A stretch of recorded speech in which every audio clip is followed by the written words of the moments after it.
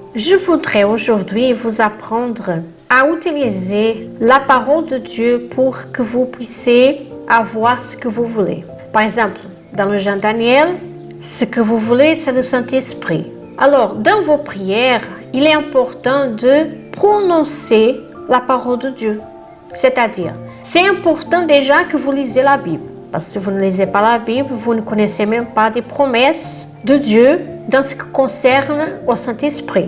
Par exemple, quand je voulais avoir le Saint-Esprit, dans mes prières, j'ai prononcé des promesses de Dieu en disant, Dieu mon Dieu, tu as promis ceci, cela, tout ça en accord avec le baptême du Saint-Esprit.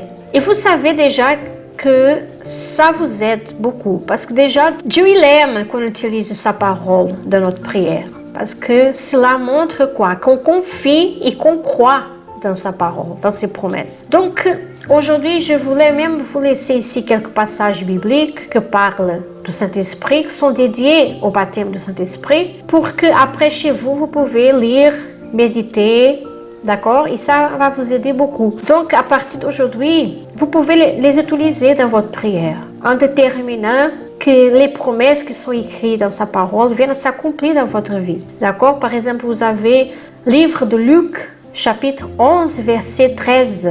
Vous avez aussi le livre de Jean, évangile de Jean, chapitre 14, du verset 16 au 17. Vous avez aussi le livre de Actes des apôtres, chapitre 1, verset 8. 1 Samuel, chapitre 10, verset 6. Marc, chapitre 1, verset 8.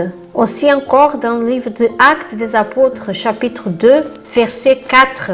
Et aussi 1 Corinthiens, chapitre 6, verset 19. Donc, mes amis, il y a pas mal ici de promesses dédiées au Saint-Esprit qui vont vous aider dans votre prière à Dieu, dans votre recherche. Que Dieu vous bénisse abondamment.